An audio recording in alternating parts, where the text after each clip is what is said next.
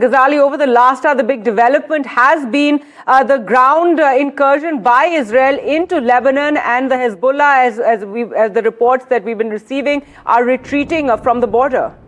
Yeah, and we know that Hezbollah has been a depleted force after what Israel has done to Hezbollah in the last 2 years. They kept quiet even in the first few days of this attack, joint attack by Israel and United States on Iran. But it is the time now, because if Hezbollah are guerrilla forces, Israel is getting into the Lebanese territory. They have done it in the past as well. After October 2023 attack by Hamas, they occupied certain territories in Lebanon and stayed there, created a buffer zone.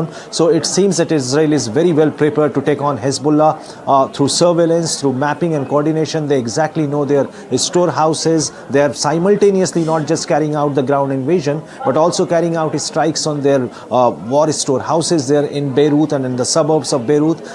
Israel has also been able to take out key leadership within Hezbollah, be it the yesterday we heard that a member of parliament in the Lebanese parliament who is a Hezbollah member was killed yesterday in an aerial strike.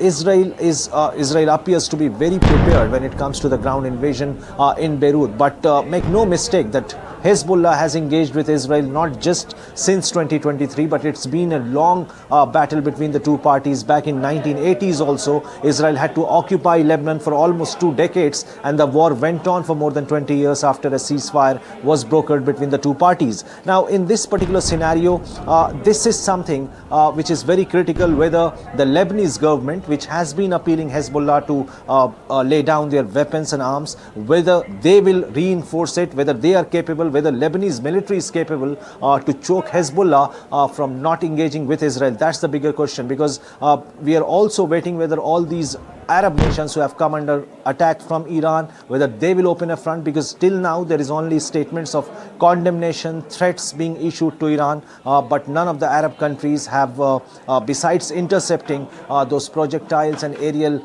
weapons from from Iran, they have not attacked on Iranian territory. Right now it's just United States and Israel which is carrying out attack in Iran. None of the Arab countries have gone on offensive, but it's a dilemma for Arab countries as well, because they don't want to drag themselves engaged in this war directly, but they also want a de-escalation before their oil infrastructure and financial capital is damaged. All right, thanks so much, Ghazali, for joining us with the latest. They were also joined by Midhun Raj, digital editor at the Oman Observer. Thanks so much for speaking to us. And where you are in Muscat is, relatively better placed than many of the other areas in West Asia. Tell us what the situation is like right now.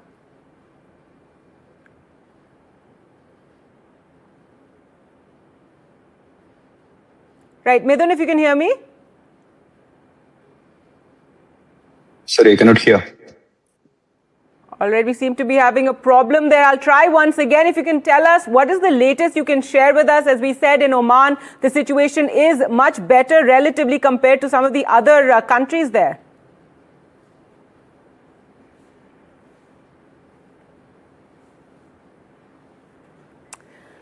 All right, we seem to be having some technical difficulty there, but we will, try and just fix that. But let's get you more news now coming in on the situation. As we said, for the moment, Israeli ground forces have entered in Lebanon, so they're boots on the ground there as the Hezbollah retreats from the border areas, and this even as Israel has been targeting both Tehran and Beirut. Well, let's now again try once again to speak to Midhun Raj. Midhun, if you can hear me, what is the situation there right now? And Oman is better placed than most of the other areas in the region. Well, absolutely. That's right. Life is pretty normal here. Things are pretty cool here. Schools, offices, even the airport is operating as usual. Only a few flights to the Gulf countries are being cancelled, while most of the flights are operating as usual, especially those flights to Indian countries, and especially the Indian country, region is operating regularly. And I think across the GCC, Oman is the least affected. There aren't any particular incidents any strikes on civilian areas. Today morning, there was one report of a drone strike near Duqm port, which is one of the prominent port in the Sultanate of Oman. near to a oil tanker facility. While there aren't any casualties reported from this incident, so apart from this couple of incidents, and yesterday there was another incident about a attack on a ship which was transiting through the Sea of Oman near the Hormuz Strait of Hormuz. Apart That's from right. these three And incidents, there aren't any concerns here. Life is usual. I mean, as usual here. right. But Midun Raj, of course, everyone there must be watching the situation very, very closely. And, concerns now that Trump has said that they can, be in it for the long haul. They have endless munitions, and that this can be, a long war, and they're yet to strike hard at Iran. Well, considering we are pretty close to the, we are the closest country when you look at the map. We are pretty close to the Iran. The Strait of Hormuz is the only place that separates Oman and the Iran. So considering all these things, everyone is very cautious. People are really worried, and everyone is looking at how things are going to unfold in the coming days, and how it's going to affect the life here, especially the expatriate community here. We have a huge expatriate community here. Majority of them are Indians. So considering all these things, people are very cautious. And look, there are so many people who are flooding from the neighboring countries to Oman as well, because Yes.